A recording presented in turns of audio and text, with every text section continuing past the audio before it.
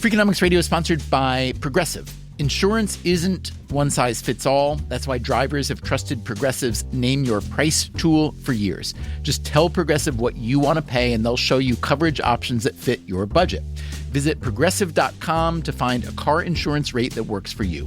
Progressive Casualty Insurance Company and Affiliates. Price and coverage match limited by state law.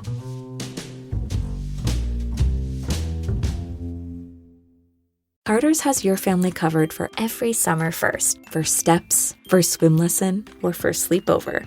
Our clothes help kids and parents shine, thanks to comfy design and easy dressing details. Visit Carters.com to shop the latest styles or find a Carter's store near you. Avoiding your unfinished home projects because you're not sure where to start? Thumbtack knows homes, so you don't have to. Don't know the difference between matte paint finish and satin? Or what that clunking sound from your dryer is? With Thumbtack, you don't have to be a home pro. You just have to hire one. You can hire top-rated pros, see price estimates, and read reviews, all on the app. Download today. Hey, podcast listeners. The episode you're about to hear is called Tell Me Something I Don't Know. It's a rebroadcast of a live game show we put on last fall. As you'll hear, it was a lot of fun in person. The hope, of course, is that you will have fun listening to it as a podcast.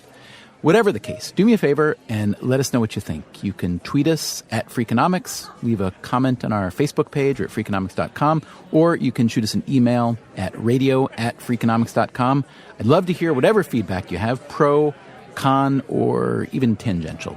And we'll be back next week with a brand new episode of Freakonomics Radio. Thanks. All right, so quiet everybody. All right, start in 3, 2...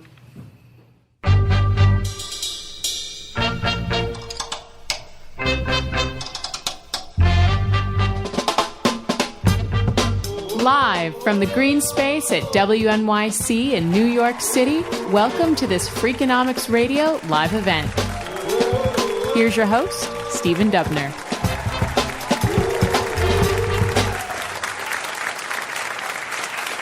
Thank you so very much, and welcome to the Green Space. Tonight, we are going to try something very different, okay?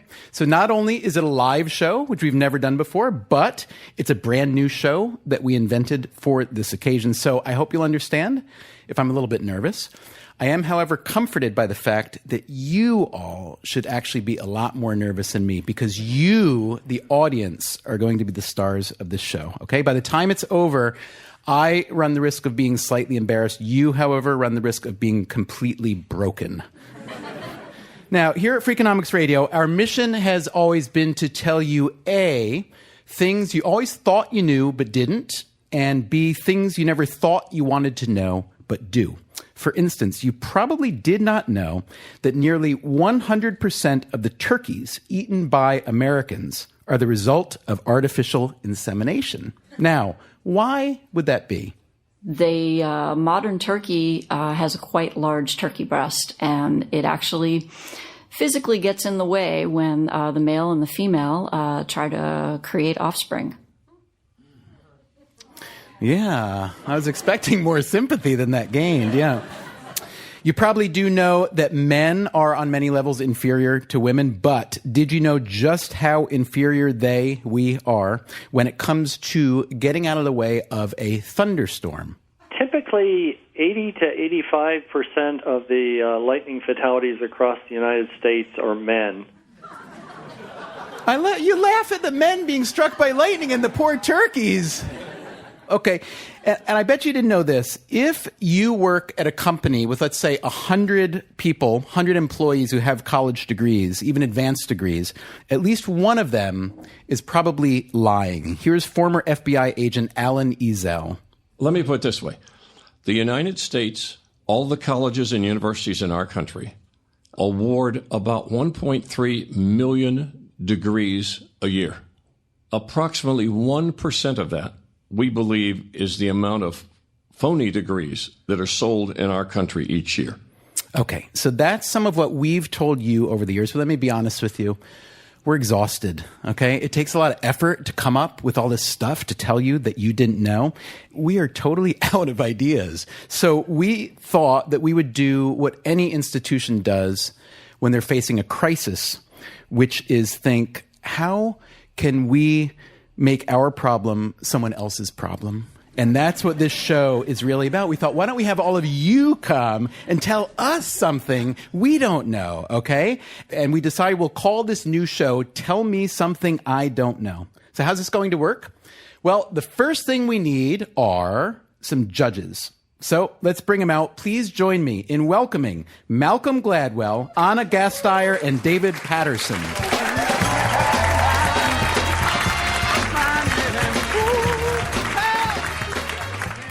Judges, welcome. Here are a few things that we know so far about you. Malcolm Gladwell, we know that you are a staff writer for The New Yorker. You've written 5 best-selling books, by which I mean the best-selling books ever. The first was The Tipping Point. The most recent is David and Goliath. We also know you were an excellent schoolboy middle-distance runner, and that just recently you ran the 5th Avenue Mile here in New York and placed 5th in your age group with a time of, this is fantastic, 4 minutes and 54 seconds for the mile. Wow. Malcolm Gladwell.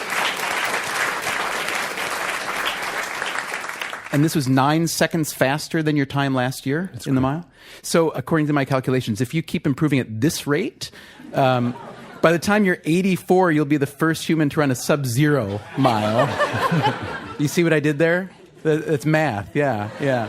All right, Malcolm, if you would, why don't you then tell us something that we don't know about you? When I was 18 years old, I interned for a summer with Justice Scalia before he was justice, and he fired me. Black badge of courage, yeah. Why'd you get fired? Was it for cause? For cause, yeah, absolutely. Yeah. Can you tell us a little? Can you tell us I a was tiny just bit? Incompetent. I think that was the. Has your competence grown? I'm not sure. What was he like? Well, impatient with incompetence, I think is the. Anna Gasteyer, hi. Hi. We are so happy to have you here. Thank you.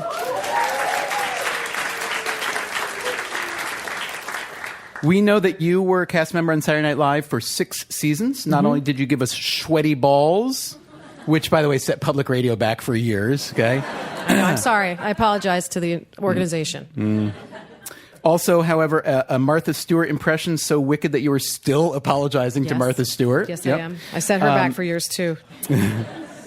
You have starred in films including Mean Girls, on Broadway as Elphaba in Wicked, and on TV including the ABC sitcom Suburgatory. We also know you are a fantastic singer. Your new record is called I'm Hip, just out, and you describe it as Moxie Jazz. Yeah. What the heck is Moxie Jazz? It's happy jazz. Happy jazz? It's jazz you get drunk to, mostly. Nice. All right, Anna, can you tell us now something we do not know about you? Well, some people know this, but I grew up in Washington, D.C., and I was a childhood friend of Amy Carter, the president's daughter, and was invited to Camp David for the weekend as a 5th grader. But the most crazy thing is that I watched Star Wars with the Saddats. Wow. Which was, the big event for me because, it was Star Wars. I'm curious which side they took while watching. Yeah. Was that a bad thing to say? Governor Paterson, is that a bad idea? No, it was fine. It's all right. David Paterson, we know you were the 55th governor of this very great state of New York. That's good.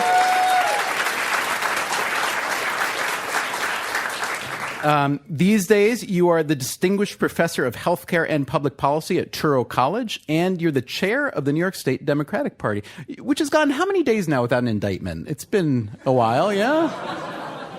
About a week. Yeah. Despite being legally blind, you've been known to be a basketball player. One opponent, former New York Governor Mario Cuomo, is quoted as saying you've got, quote, some kind of sonar for the basket. I couldn't tell. Was that a compliment? No, you don't get compliments from him. How good a basketball player are or were you? I had one moment when Governor Cuomo threw me a pass and I made a layup, and as I was trying to make the layup, someone knocked me down. I flung the ball and it went in the basket. And these people from CBS came over right on the court, and I'm lying on the floor, and they said, well, you're blind. How did you make that shot? And I said, I guess I got over it, and I ran down the court, and I knew that would be on TV that night, so I called all my friends and my staff and people I owed money and told them to watch TV that night. And it didn't come on. You know why? No, why? That's the night O.J. Simpson went up the highway with a white Bronco. And I kept saying, kill him, and put the news on.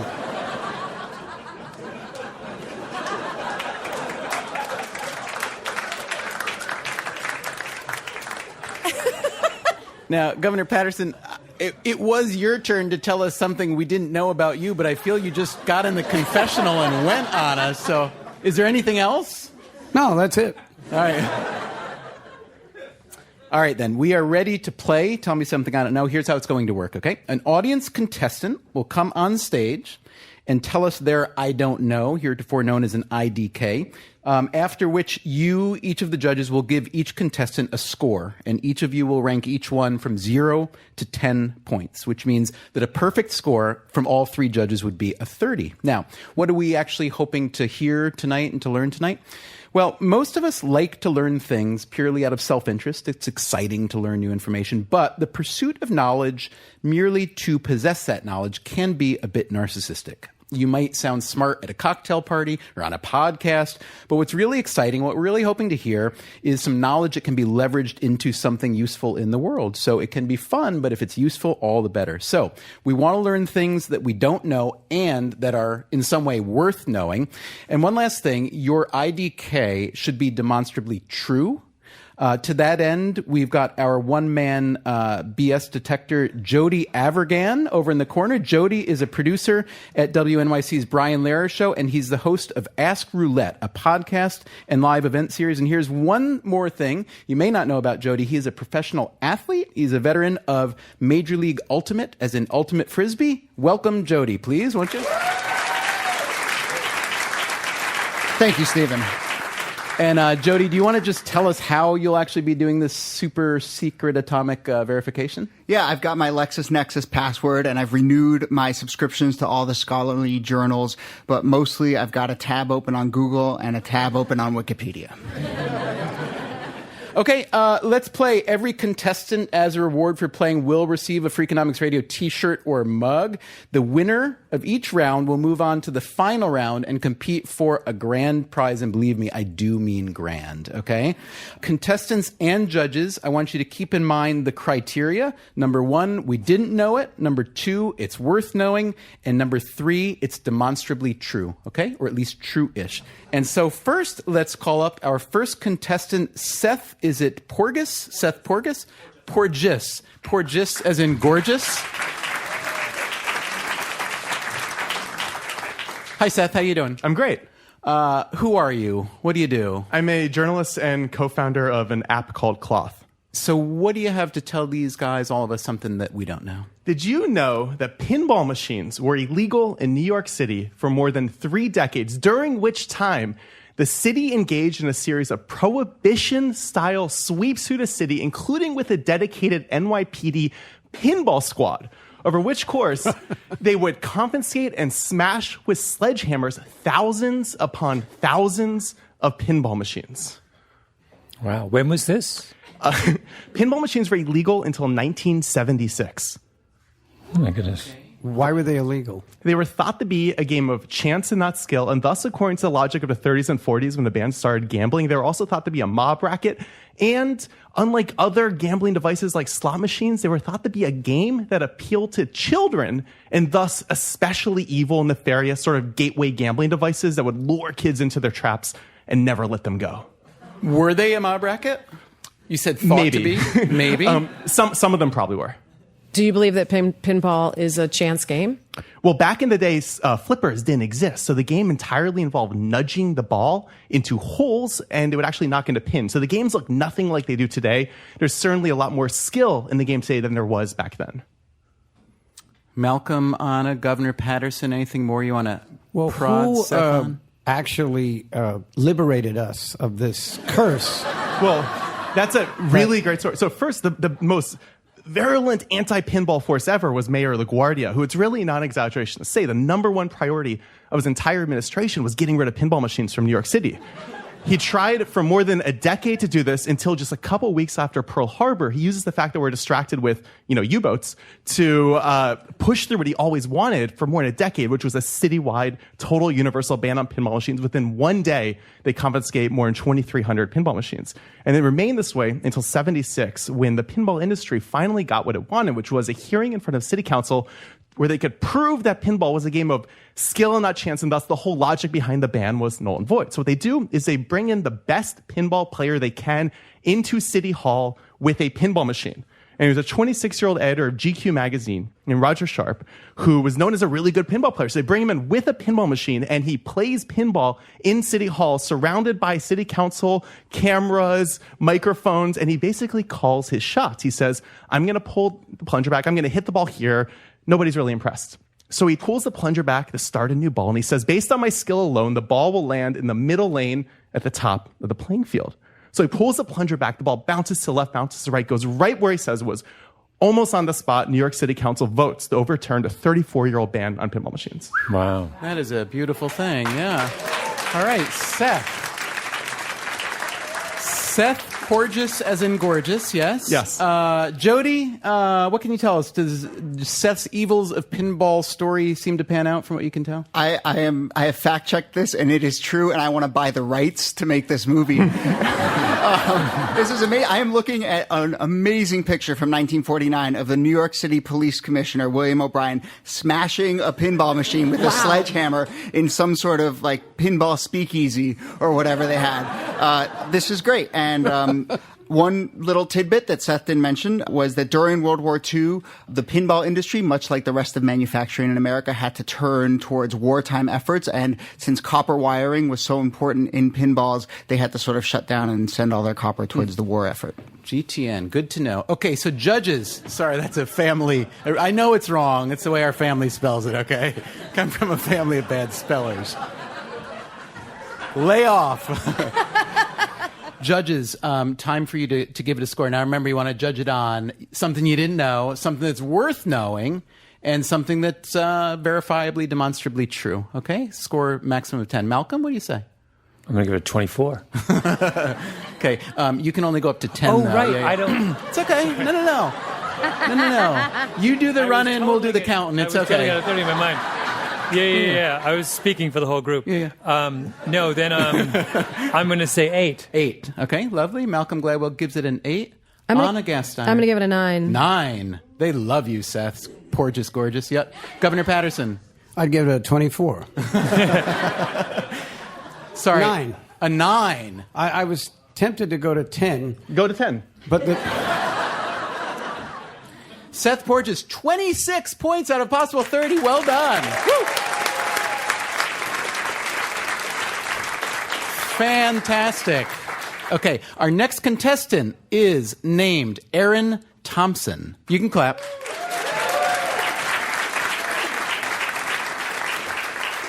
Hi, Aaron. Hello. Love your glasses. Thank you. This is good radio talk, you know. What do you do? I am a professor of art law and art crime at John Jay College of Criminal Justice. Oh, I didn't know they had that. That's neat. Okay, good. Tell us something we don't know. Well, everybody knows that museums have billions of dollars of art hanging on their walls. But did you know that the security at many museums is so lax that burglars can incredibly easily steal these masterpieces?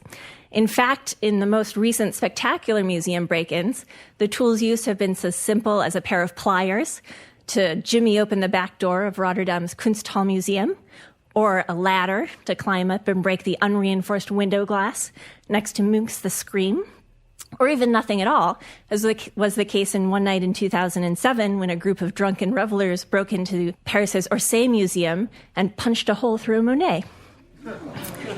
So why don't museums have the elaborate laser systems that we see in the movies? Well, for one, museums know that the more valuable and thus more recognizable a work of art, the more easily it will be recovered. But more importantly, there's the issue of ROI, return on investment.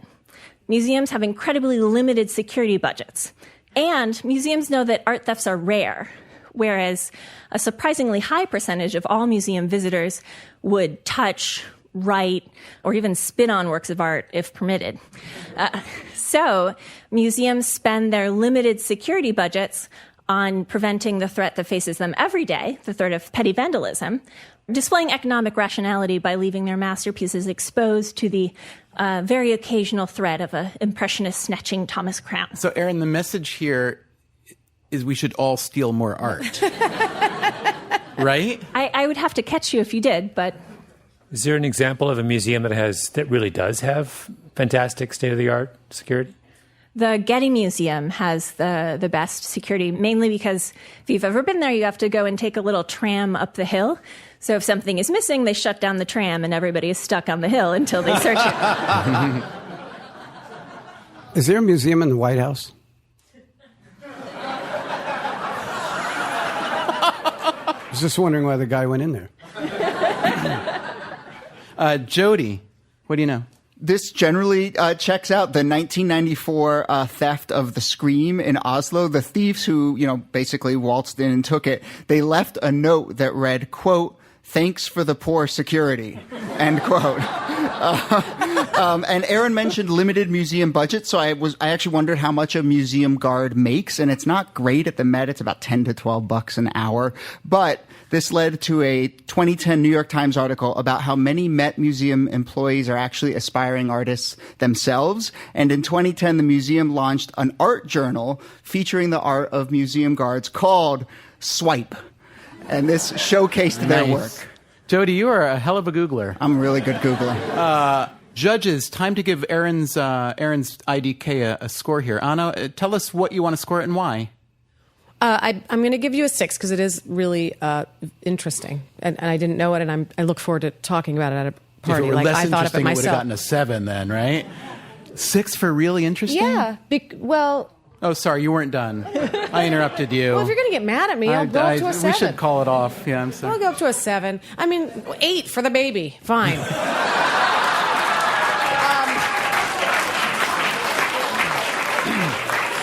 To our listening audience at home, Aaron's with child. Okay, sorry, Jody. Are you with child too? Can you Google that, Jody? Governor Paterson? 8. You want to tell us why, or you want to keep that to yourself? No, actually, I thought the information was very good. I would like to have been a little more persuaded that I needed to know this. That's what I was trying to say, but not as well. Malcolm? Well, I figure this, I'm puzzled by why the 2 previous judges don't find this useful. This is really useful. Way more useful than pinball. I'm going 9. This is 9. Aaron Thompson, grand total of 25 points for Why is Stealing Art So Easy? Lovely, lovely. Very well done. Next contestant, Will McLeod. Come on up. Hi, Will. Hey there, Stephen. What do you do? So I'm an engineer. I work with tech startup companies and hardware. Keen Home, my startup right now, is making wireless learning HVAC vents. Tell us something we don't know here, would you? Cool.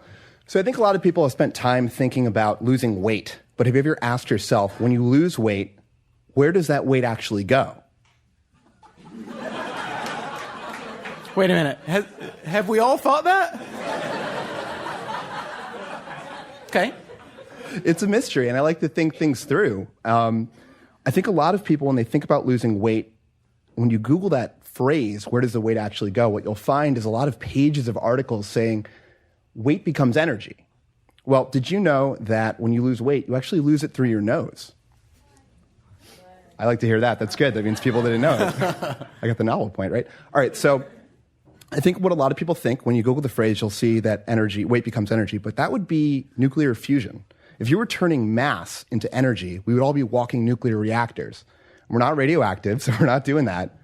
So then the question becomes, where does it go? Well, I think a lot of people think maybe it goes in the toilet. And that's a good hypothesis. Is that at least partially true? Yeah, you do a little bit, but when you're actually talking about digesting fat, there's one way you can run an experiment and see whether or not that's true.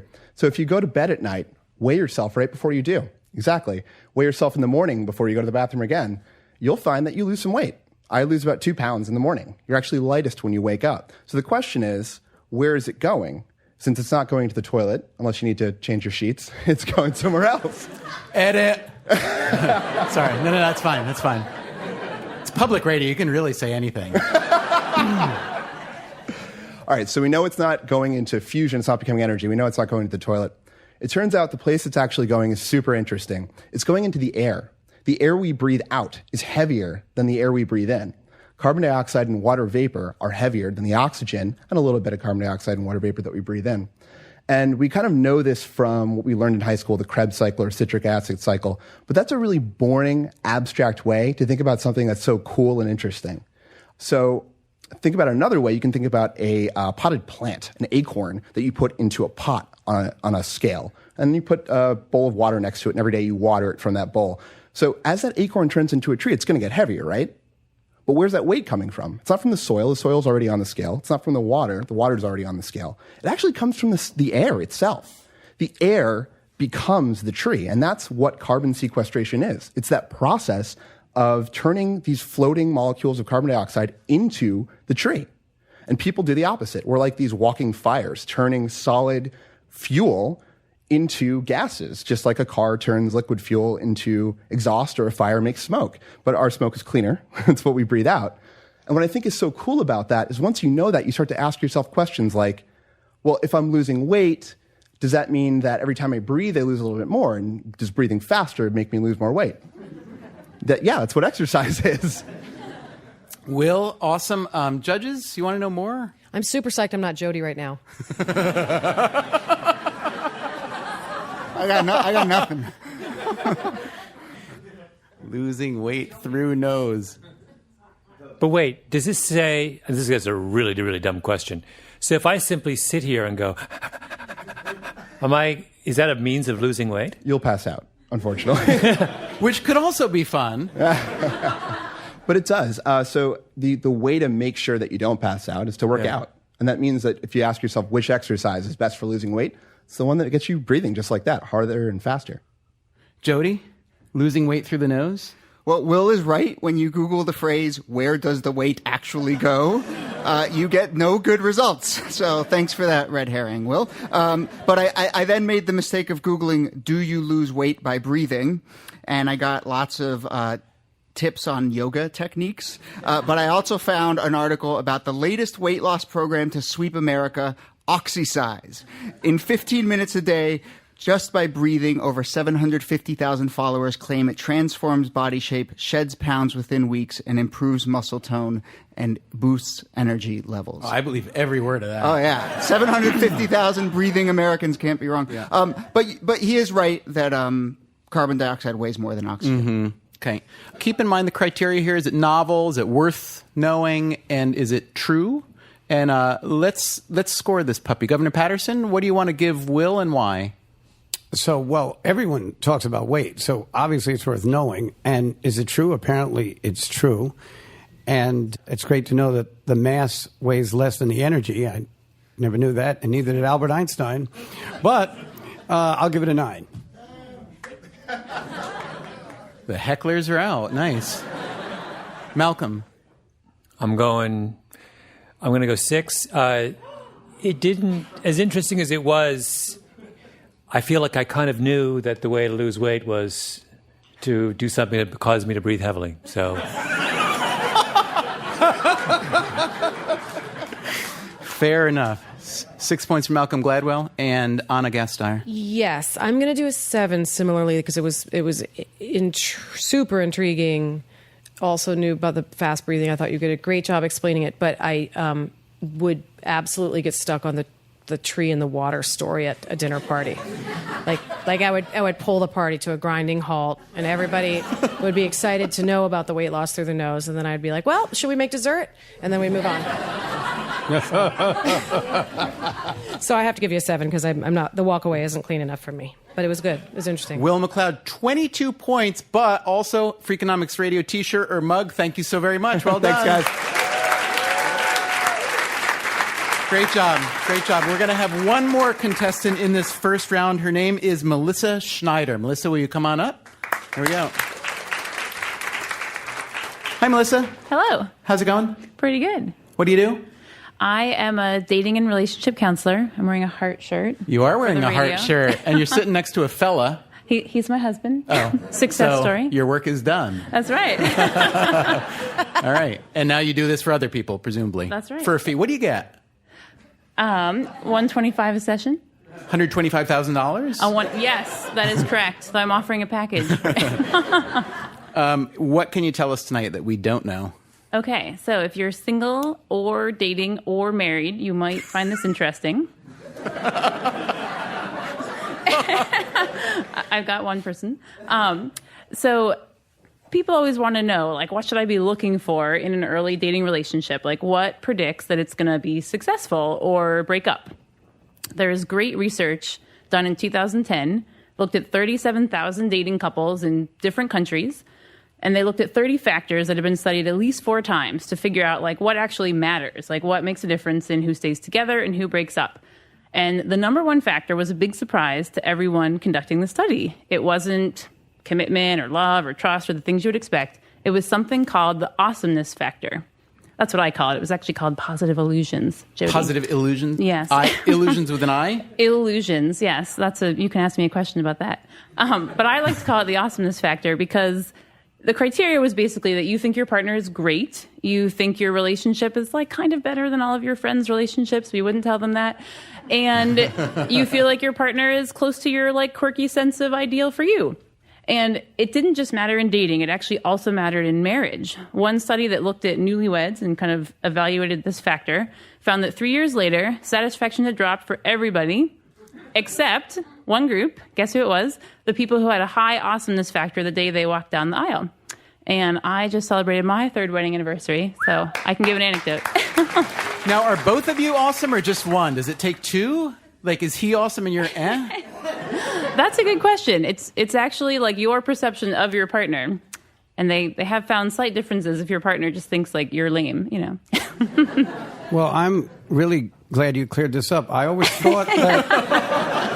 Tell us. I always thought that the test was whether or not the passenger opens the driver's seat door like in A Bronx Tale.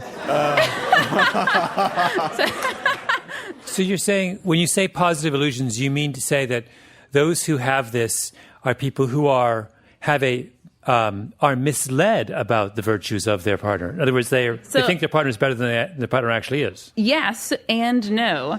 So I think the early researchers maybe had like a hard time with dating. You know, like if you read their papers, they're like, the rose-colored glasses. They don't know what they're looking at. But it actually turns out that if you think your partner is awesome, they actually become a bit awesomer. Like over the course of your relationship, so there's kind of like the self-fulfilling. It's your perception of their awesomeness that counts. It's that they could be like super gross to somebody else, super unawesome or foul, one might say. Right. But you personally find that person to just have a super awesome quality. That's right. Perception is reality. So if you think that's true, it like impacts your whole experience of the relationship. So it is rose-colored glasses, but manifested over a lifetime, and they seem to matter. Yeah, but aren't people deceived that way by the same process? Now you sound like the early researchers. So perhaps. Well, I knew them.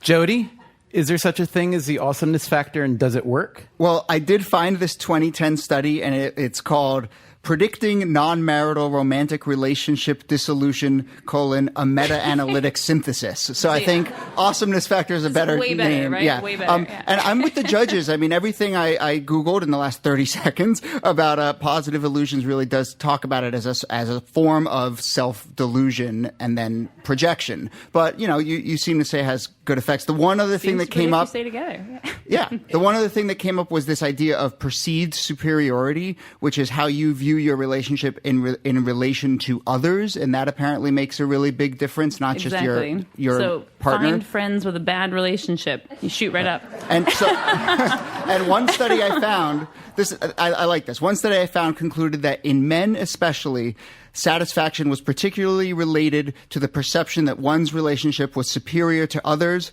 whereas in women's, satisfaction was related to the assumption that most others were just as happy, if not more happy than you. And that's why we get struck by lightning. Exactly. Also, Malcolm, what do you want to score this and why? Well, I feel like I've already established with my votes on the other people how high the bar is particularly for novelty and also usefulness. I mean, knowing you can rip off a museum at a moment's notice is like so useful. This high, but not as high. So I'm going to say 7. Very good, Malcolm. Thank you, Anna. Yeah, I'm completely subjectively scoring this. I'm gonna give it a 9 for the opposite reason. As a long-term married person who really enjoys being superior to others, I'm going to. I find it incredibly useful, and I'm gonna talk about it my whole 18th wedding anniversary. A couple weeks. Governor Paterson. So I'll give it a 9 too, because obviously 9.2 or 9 also. You can go decimal. Oh, that's a new twist. Yeah, we were holding it out for the second round, but you dragged it out of me. No. But I thought that that she delivered it in a very kind of relaxed way and didn't sort of say that it always has to work, but that it just seems to be a trend. And our whole lives are really in many ways about myth, and why shouldn't they be in our relationships? That's right. I like that she got awesomeness factor votes for her awesomeness factor. Exactly right. And the shirt, yeah. Melissa Schneider, 25 points. Thank you so much for playing Tell Me Something I Don't Know. Great job. All right, ladies and gentlemen, that concludes our first round, and we have a winner with a total of 26 points is Seth Porges, who wowed us with the evils of pinball. Way to go, Seth. All right, Seth, congratulations. We will see you again in the final round. Now, let's take a quick break. We'll be right back with more of Tell Me Something I Don't Know from Freakonomics Radio and WNYC.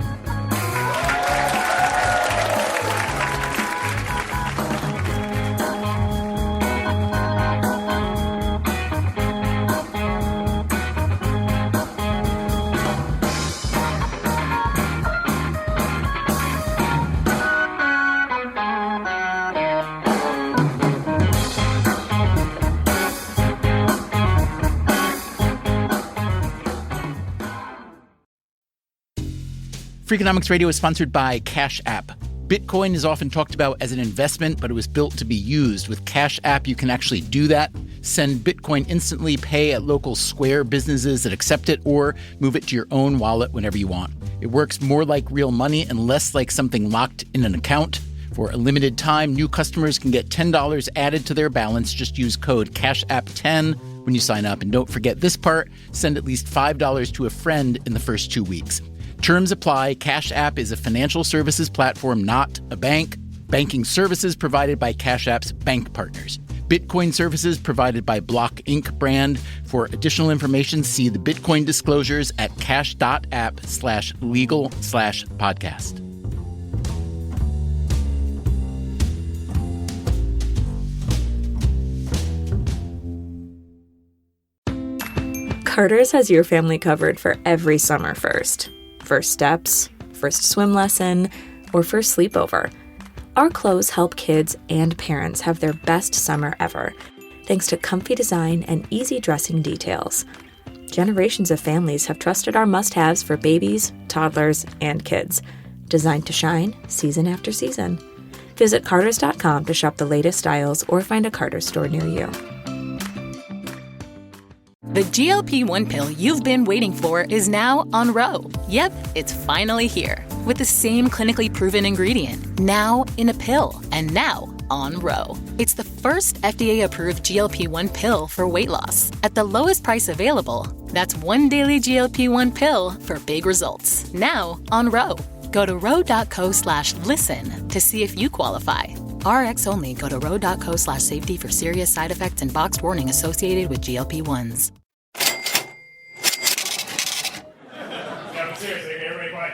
From WNYC, this is Freakonomics Radio. Here's your host, Stephen Dubner. Welcome back to Tell Me Something I Don't Know from Freakonomics Radio. I'm Stephen Dubner. Our next round is called Judge's Choice. Before the show, we asked each of our 3 judges what they wanted to know more about, and now our live audience is going to try to help them out, okay? Anna Gasteyer, former Saturday Night Live cast member, just out with a new record, called I'm Hip, and I love your video. It's so great. Oh, thank you. You're fantastic. Anna, I understand you are eager to know more about the Civil War. Why is that? Because I took a summer school class that covered it, and I was pretty out to lunch. So I got the big picture, but it's kind of an embarrassing thing not to know anything remember about. who the teams were? Very vaguely. Yeah. And my son's name is Ulysses, so that, the heat's on. Yeah. David Paterson, former governor of New York, now a professor of healthcare and public policy. You would like to know more about astronomy, says you. Why is that? I went to the Hayden Planetarium on one of those class trips when I was 7 or 8 years old, and kind of got caught up in trying to figure out the universe. Now I want to govern the universe.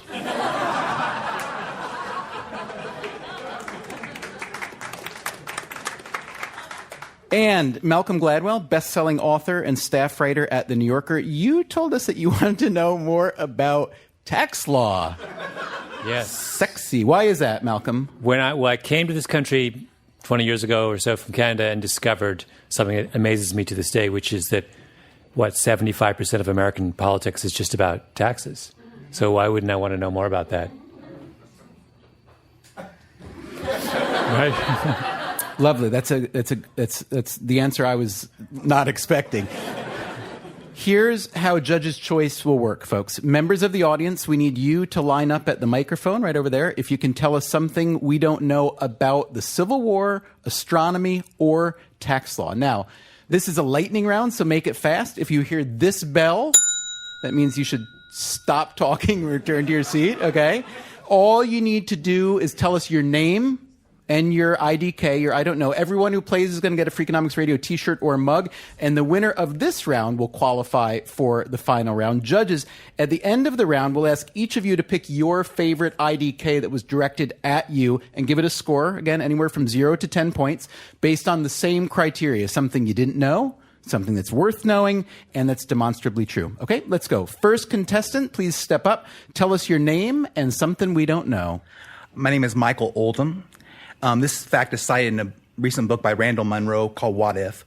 If a supernova occurred where the sun is, don't worry, the sun was not going to go into a supernova. But if it did, it'd be so bright, it'd be brighter than if a hydrogen bomb exploded at the surface of your eyeball. Not only would it be brighter, it'd be 1 billion times brighter. A supernova from the sun would be 1 billion times brighter than if a hydrogen bomb exploded right here.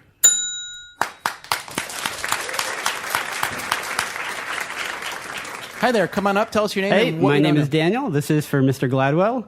Did you know that in Ireland and Denmark, there's a flatulence tax on cows to reduce the emissions that are brought out by them? And this is important because this might end up happening in America as well. So the cows are every cow that a farmer owns is taxed. Beautifully done. Thank you so much, Daniel. Step on up and tell us something we don't know. Hi, my name is Malhar, and did you know that on January, this is astronomy, and did you know on January 2nd, you usually celebrate January 1st as the New Year, but in January 2nd, there's an astronomical event called the perihelion, which is when the Earth is closest to the sun. Think about how close if January 1st is really an arbitrary number. Imagine if January 2nd was the New Year. How cool would that be? Okay, very good. Hi there. Hi, my name is Jackie.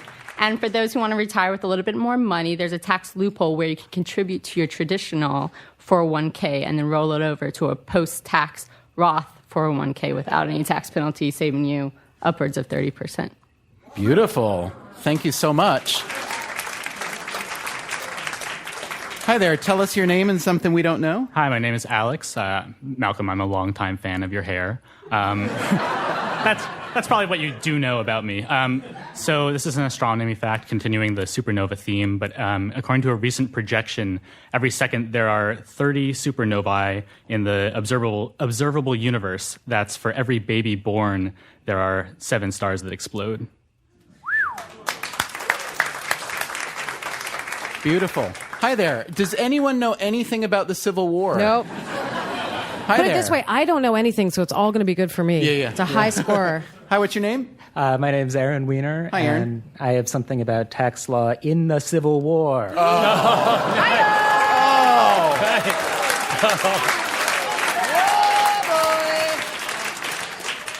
In which galaxy?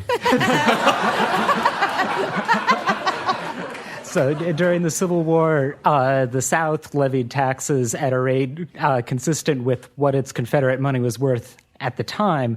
But then as its territory shrank, as it lost, there was effectively a large amount of inflation because they had the same amount of money concentrated in a smaller and smaller area where it was legal.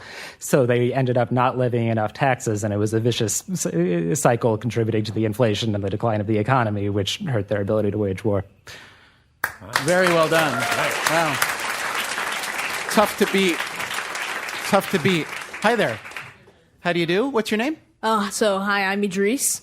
And so this is tax law and the Civil War. Again. So the Union needed to pay for the war because they were wars were expensive. So what they did was they established an income tax on the rich. And so the way how they enforced it was that they created like a registry so that you can look up any person and see how much they paid in taxes. And so anybody who thought that somebody was, living in a way that wasn't consistent with the income that they reported, to what they would do is that you could report them and say, this person is living too large. Ah. So, in fact, someone managed to report Abraham Lincoln. So on the tax reporters, ledger, what they did was that they had to go actually investigate this, which is kind of funny. I agree. Thank you so much. Great job, Idris. Great job. Hi. Tell us your name and something we don't know. Hi, my name is Mariana Yoich, and this is an astronomy fact. So did you know that the Illinois State Senate was so angry when Pluto was demoted from planet to dwarf planet in 2006 that on March 13th, 2009, they voted to reinstate it as a planet and named that day Pluto Day in Illinois. Beautiful. Okay. Hi. Tell us your name and something we don't know. Hi, my name is Tom. We know more about the Civil War than we otherwise would have because of cancer. At the end of his life, President Ulysses Grant, Nicely played. because of a cancer diagnosis, was pressured to write his memoirs and record a lot of information about the Civil War that we might otherwise not have known. Nicely done. And we've got time, I'm afraid, for just one more. So why don't you step up, tell us your name and something we don't know. Hi, my name is Steve Nazarian, and this is a income tax law fact. There are really two classes of income tax payers in the United States, people who can itemize deductions and people who cannot. And typically that's usually property owners and non-property owners. And of course, here in New York, we have a lot of renters. What most people don't know is that if they make some kind of large deduction or large contribution, like maybe donating a used car, that donation can actually be held over for as long as 5 years. And when I was younger, I donated a car that I paid $100 for. I got a $2,550 write-off. I held it for 4 years. Then I bought a house, and I got a $900 credit off my taxes. So netted out $800. You should have been governor. Great job. Great job. Thank you so much. Okay.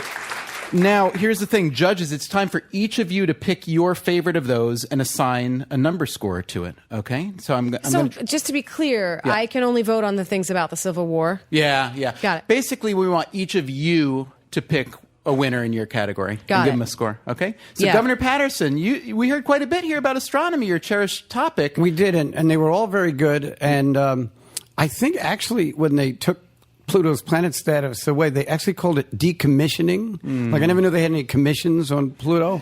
But bring on Malhar. So that was telling us about January 2nd versus January 1st New Year. Very good, very good. And Governor Paterson, can you put a number score on that one, please? Like a 10. 10. Nice. Not even like a 10, a 10. Fantastic. Malcolm Gladwell, you asked people to tell you about tax. They're only one day apart, and he sold it like it was like half a year apart. Malcolm Gladwell, you asked the people to tell you about tax law. They told you about tax law. What was your favorite? Oh, wow. They were all good. This is impossible. But I'm going to go with cow flatulence. Yeah. Did not see that coming. Gonna give him a 9. Anna? It was a deadlock. I had the same thing. It's a nail biter between Aaron Weiner and Tom. They're both incredibly useful facts. One involved tax law, one didn't. One involved Ulysses. I'm going to say that I'm going to choose the factoid about Grant having cancer because I think there's something really applicable in conversation about how we record history and memory. Beautiful. Okay, Thanks. Nicely done. Jody, we have a contested contest here. Can you tell us anything about any of the winners and whether they're as factual as we think they are? They are all generally factual.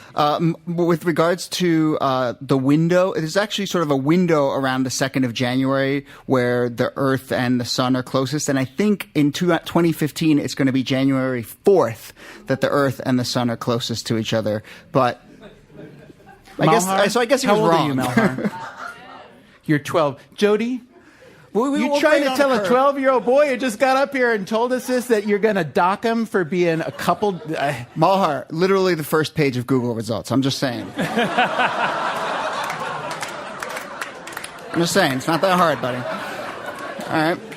Now, so in Denmark, you will get taxed $110 per cow, per farting cow. In Ireland, it's only $18. So, you got to put them on a ship and get them over there and take advantage of that discrepancy.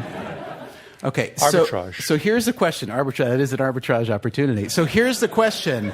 Governor Paterson, having heard Jody tell us that Malhar is a little bit off, do you want to dock him points? Do you want to take away his 10? No. That was easy. Nicely done.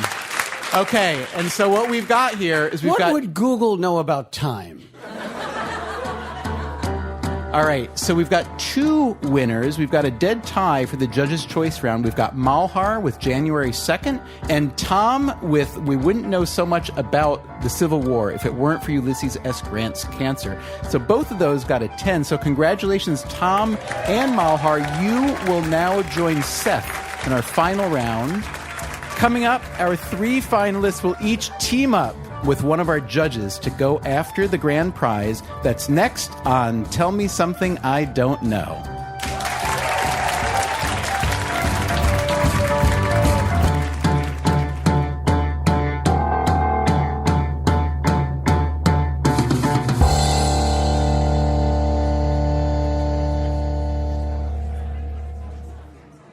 Welcome back to Tell Me Something I Don't Know. It's a new game show from Freakonomics Radio and WNYC. I'm Stephen Dubner. We've had a great night so far. I think we would agree. Would we agree?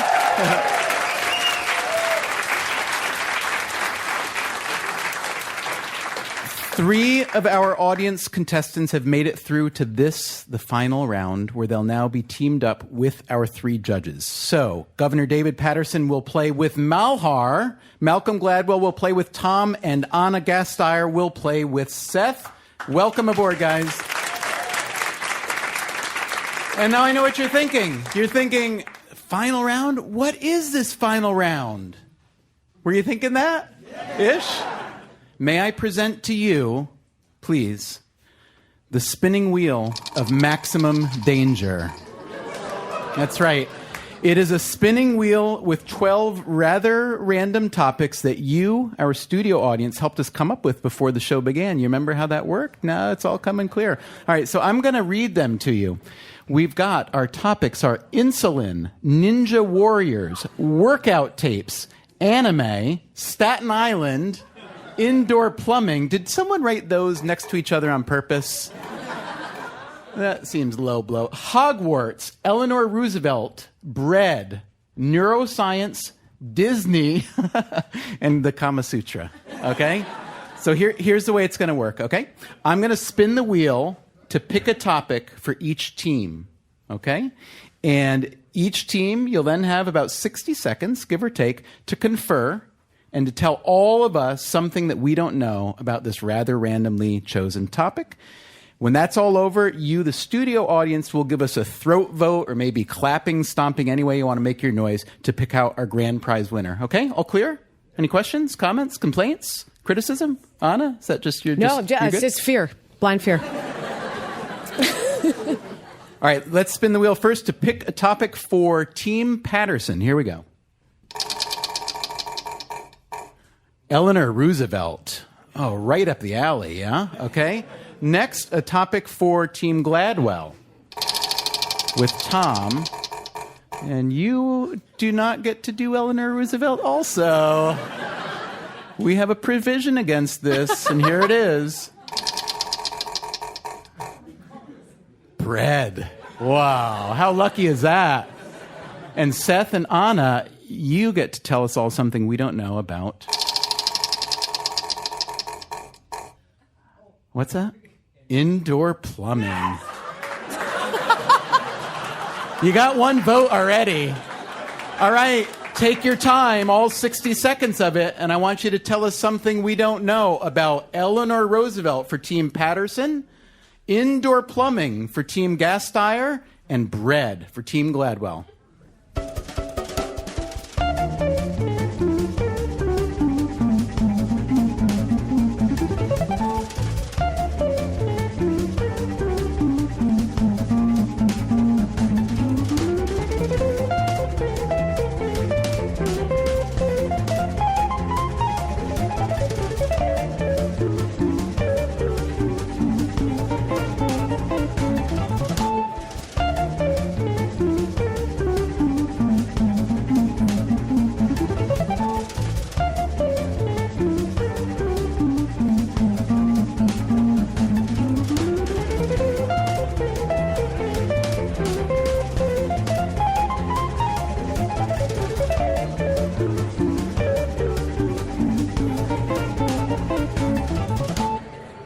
Okay, time is up. We want to hear what you all came up with. Audience members, we're going to vote after you've heard all three presentations, okay? So first up, Governor David Paterson and Malhar, we want you to tell us something we don't know about Eleanor Roosevelt. Eleanor Roosevelt was a big friend of Amelia Earhart and a women's rights advocate. She was such good friends with Amelia Earhart. They were inseparable. When Amelia Earhart went missing, she was a huge proponent of the plan when the U.S. sent hundreds of ships to around the area where she was sent the last radio transmission. Very good. Okay, thank you very much.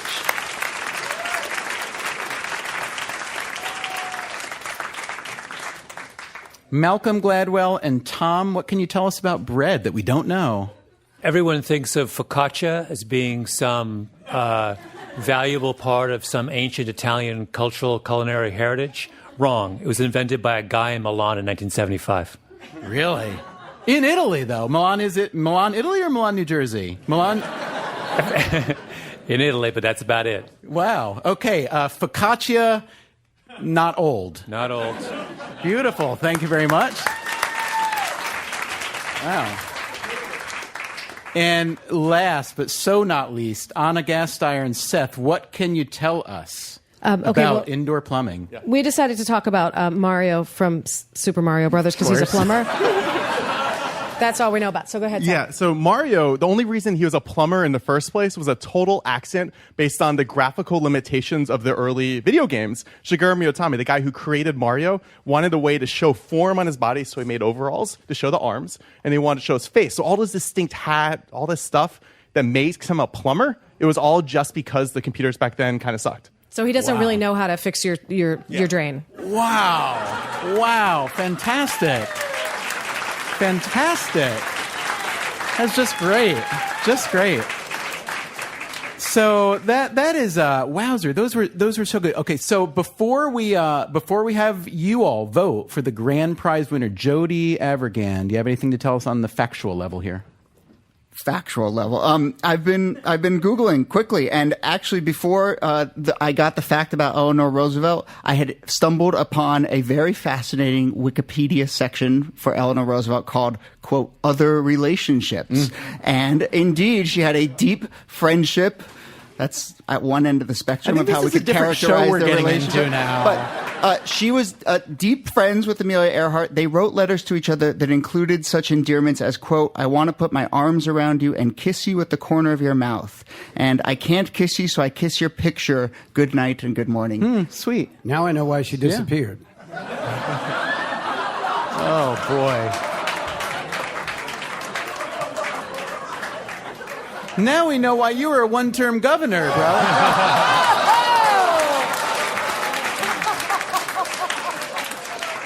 Okay, Jodia, Focaccia and Super Mario, anything on there? We're clear. I am so thrilled to say, Malcolm Gladwell, I think you just made that up. In ancient Rome, panis focaccius was a flatbread baked on a hearth.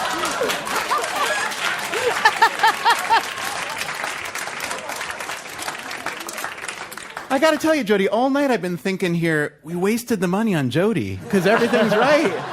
You busted Malcolm. Malcolm, what do you have to say for yourself? Experts differ. Experts differ. Wow. I can't believe this is all happening.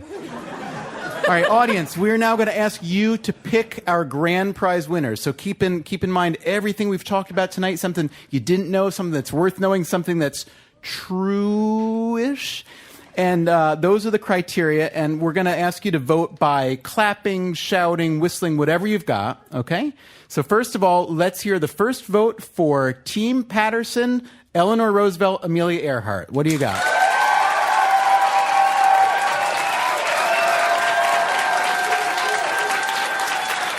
Substantial. Very substantial. Team Gladwell with his partner Tom Focaccia, not so old, or maybe old. It's true. Yeah, it is true. It is true, by the way. I believe you. I wasn't impressed, but I believe. That's why I wasn't impressed. And finally, let's hear you vote for Team Gasteyer and her partner Seth, who told us about Super Mario. Let's hear it.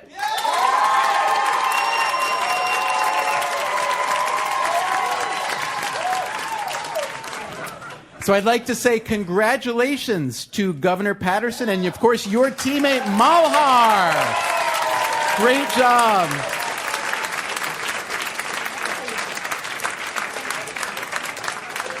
Malhar, you are the very first winner of Tell Me Something I Don't Know. No matter what else happens in the rest of your life, no one can ever take away this victory from you. Now, here's the question.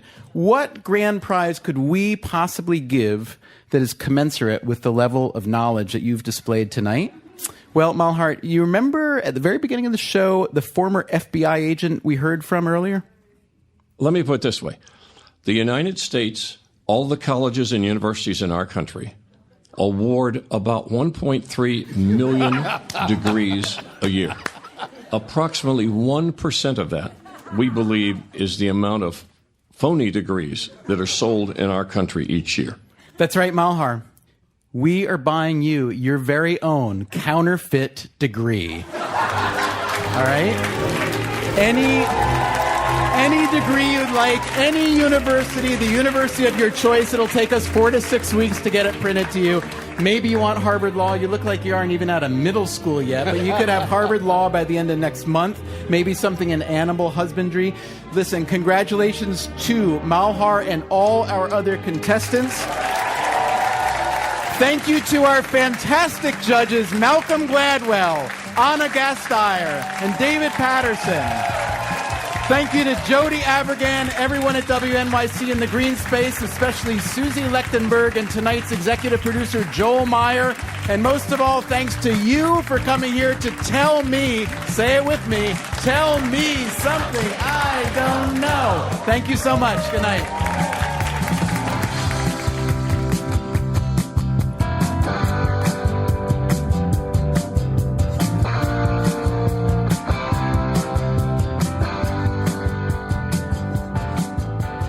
Hey, podcast listeners. Next week, you'll hear a brand new episode in which one of our producers tries to live his life as prescribed by the rules of economics.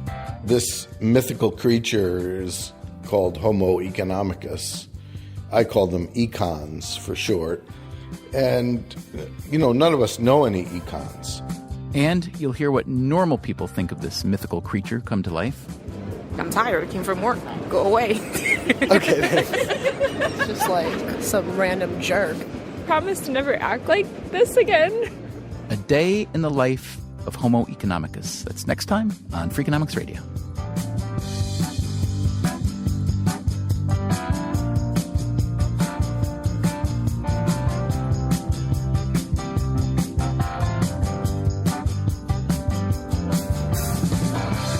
Freakonomics Radio is produced by WNYC and Dubner Productions. Tell Me Something I Don't Know was produced by Joel Meyer with help from Susie Lechtenberg, Jody Abergan, Ann Pope, David Herman, Chris Bannon, Bailey Constas, and Diana Miller. Special thanks to the crew at the Green Space, including Jennifer Sendro, Ricardo Fernandez, Chase Coolpon, David McLean, Bill Moss, and Gaines Laguerre. Our staff includes Greg Rosalski, Caroline English, Christopher Worth, and Merritt Jacob. If you want more Freakonomics Radio, you can subscribe to our podcast on iTunes or go to Freakonomics.com, where you'll find lots of radio, a blog, the books, and more.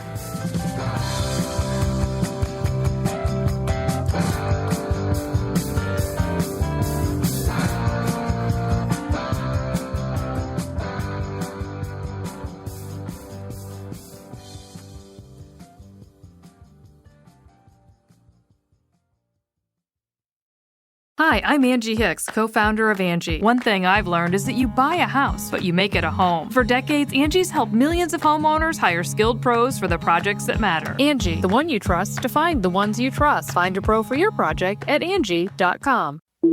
Breathe in. Feel the sense of calm that comes from having up to $300 in overdraft protection with GoToBank. Now, Did you say $300? yes. Now, back to our breathing. So if I overspend my balance, GoToBank has my back up to $300. Yes. Can we breathe out now?